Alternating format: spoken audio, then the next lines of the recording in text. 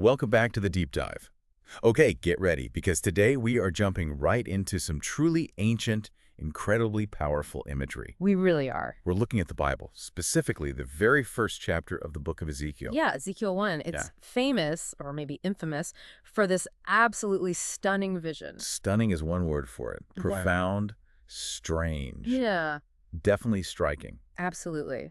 And it's so important to ground it first. This isn't just floating text. The vision has a specific setting. Right. Where and when does this happen? So the text tells us it's during the Babylonian exile. Yeah. A really tough time for the people. Uh-huh. The prophet Ezekiel, who was also a priest, is there with the exiles living by the Kibar River. Okay. And he gives this incredibly precise date, the 30th year, 4th month, 5th day. And he even adds it's the 5th year of King Jehoiachin's exile. Yeah, that's specific. So you have this community, they're displaced, far from home, temple's gone. Exactly, facing total uncertainty. And then for Ezekiel, this happens, the heavens open up. Okay, let's get into it then, because the descriptions themselves, they're pretty intense. It doesn't ease you in, does it? Not at all. It starts with this massive energy. Ezekiel sees a windstorm coming from the north. A windstorm. Yeah. But more than just wind. Oh, yeah. It's described as this huge cloud, flashing lightning, and just radiating light everywhere. Intense light. So this powerful, almost chaotic force, but then there's light within it. Mm. And the center, glowing metal. Yeah, inside the fire at the heart of the cloud, it looked like glowing metal. Some translations say electrum, that sort of thing. That contrast is amazing. Storm, fire, chaos, then this polished, bright core. It signals right away, you know, this is not ordinary. And from this backdrop emerged the main figures. The four living creatures. Right. The text says their basic shape was like that of a man. But that's just the starting point. And this is where it gets, frankly, a bit mind-bending. 4 faces each. Well, 4 faces each, yeah. And very specific faces. Okay, what were they? So a human face in front, then on the right side, a lion's face. On the left, an ox's face.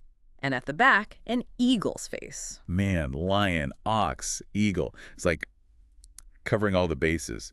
Intelligence, wildness, strength, the air. That's a common interpretation, like symbols of the highest forms in different realms of creation, all looking outward simultaneously. How do you even, visualize that properly? Exactly. Yeah. Forces your brain to work overtime.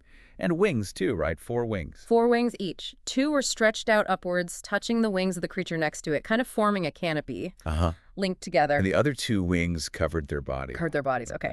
And the description keeps going, doesn't it? Their legs. No, legs were straight, and their feet. This is another strange detail, like the feet of a calf, maybe cloven hooves. Calf feet. But they gleamed like burnished bronze, polished metal again. Gleaming bronze calf feet. It just keeps layering these familiar but also deeply unfamiliar elements. And hands. Yes.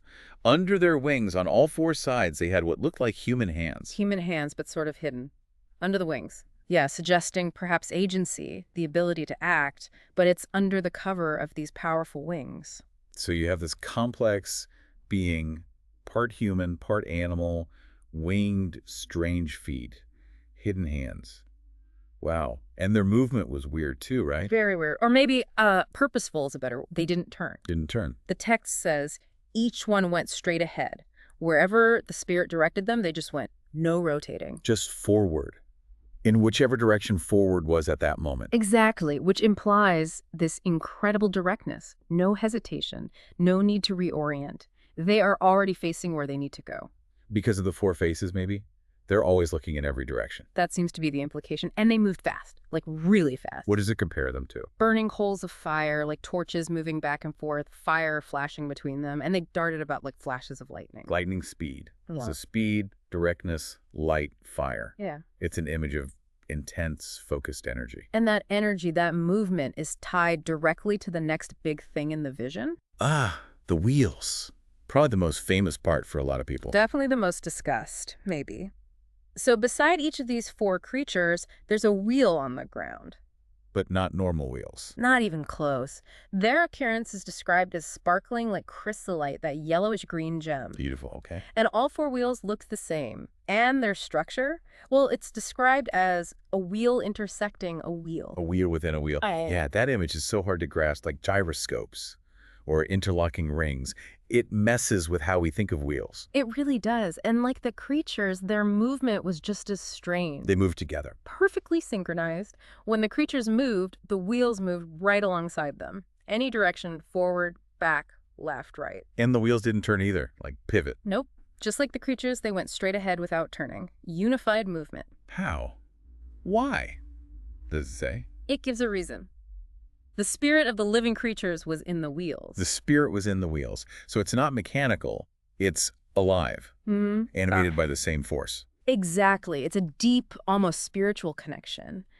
And the rims of these wheels, another detail, they were high and awesome. Huge, maybe, imposing. Oh, high and awesome. Okay. And the eyes. We have to talk about the eyes. All right. The rims were full of eyes all the way around on all four wheels. Eyes everywhere. Yeah. It's like they're not just wheels, they're sentient, aware, watching. It adds this layer of perception, awareness to the whole structure. Nothing here is just passive machinery. It's all alive, interconnected, watching. And so let's recap quickly. Windstorm, fire, glowing center, 4 creatures, 4 faces, 4 wings, calf feet, human hands, moving like lightning straight ahead. And these huge, interlocking, eye-covered, sparkling wheels moving in perfect sync with them because the spirit is in them. It's almost too much to take in. It is sensory overload, even just hearing it described. And the vision isn't even finished. It moves upwards from there. Upwards, above the creatures and wheels. Yeah. Spread out above their heads was something described as an expanse, like a platform or a firmament. And what did that look like? It sparkled like awesome ice, or maybe crystal, something clear, vast, and dazzling. Creating a kind of ceiling, separating what's below from what's above. Precisely. And under this expanse, the creatures held their wings stretched out, remember, touching each other. While the other 2 wings covered their bodies. Right. And their sound now, too. Immense sound. Oh, yeah. What kind of sound? When the creatures moved their wings, the sound was like the roar of rushing waters, like the voice of the Almighty, like the tumult of an army. Wow. Just sheer, overwhelming power in sound form, matching the visuals. Totally. But then, a contrast. When they stood still, they lowered their wings, the sound stopped. Silence after the roar. And in that quiet, a voice came from above the expanse. A voice, okay. And above the expanse, what's there? That's the culmination. Above this sparkling expanse, Ezekiel saw what looked like a throne, made of sapphire or lapis lazuli, maybe. Deep blue, precious. A sapphire throne, and on the throne. High above on the throne. A figure. It starts by saying the figure had the appearance of a man. But I'm guessing, like the creatures, it's more complex than that. Much more. From the waist up, the figure looked like glowing metal, full of fire within. And from the waist down, also like fire. Fire and glowing metal, surrounded by light. Brilliant light all around. And this radiance, this brightness, is compared to a rainbow in the clouds on a rainy day. A rainbow. That symbol of hope, of covenant after the storm. Exactly. And this, the text finally says, this whole fiery, radiant figure on the throne was the appearance of the likeness of the glory of the Lord. The appearance of the likeness of the glory. That phrasing. Appearance, likeness. It keeps coming up, doesn't it? It does, and it's so important. It feels like the text itself is acknowledging the difficulty, the impossibility almost, of truly describing this. Like Ezekiel is saying, this is the closest I can get with human words. Precisely. How do you describe an encounter with the divine, with something utterly transcendent? He uses things we know, fire, animals, metal, gems, human shapes, but combines them in ways that are totally unearthly. And these words, likeness, appearance, what looked like, they're qualifiers. They signal that this is an approximation, a pointer towards something fundamentally other. It's like a storm of metaphors, really. Trying to paint a picture of something that just doesn't fit our normal reality.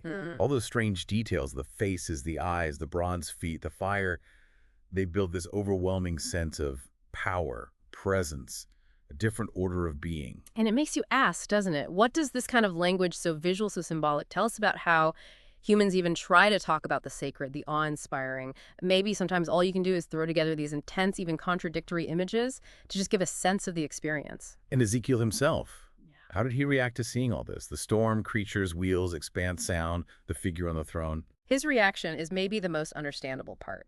The text says, "When I saw it, I fell face down, and I heard the voice of one speaking." He just collapsed, fell on his face. Yeah. Utter prostration. Faced with something so immense, so powerful, so completely overwhelming, his body just responded with awe and maybe terror. It wasn't just something he observed. It flattened him. That makes total sense.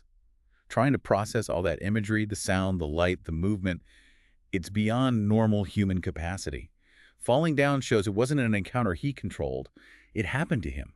Humility in the face of the divine. And you can even see a kind of progression, can't you? From the chaotic energy of the storm, through the complex order of the creatures and wheels, up to the stability of the throne and the figure, like moving into the very center of divine power. So looking back at this first chapter, it's just this incredible attempt to put the indescribable into words.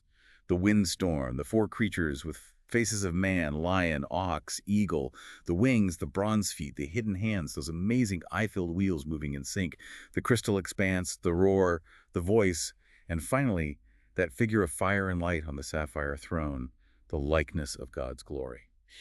It's a masterclass in using symbolic language to push boundaries, taking the familiar and making it utterly strange to point towards something truly beyond our world. That repeated likeness, appearance, it's not a failure of description, it's honesty about the limits of language. Absolutely. And it really leaves you, the listener, with this big question, doesn't it? When we encounter something genuinely awesome, something that shatters our categories, how do we even begin to talk about it? And how should we approach these ancient texts that use such intense, sometimes alien-seeming imagery to grapple with those ultimate encounters? It certainly challenges us to think about perception, language, and how we relate to experiences that go beyond the everyday. It's not just about decoding symbols, but about appreciating the sheer effort to communicate the incommunicable. Definitely something profound to keep thinking about. Thanks for diving deep into this extraordinary vision with us today.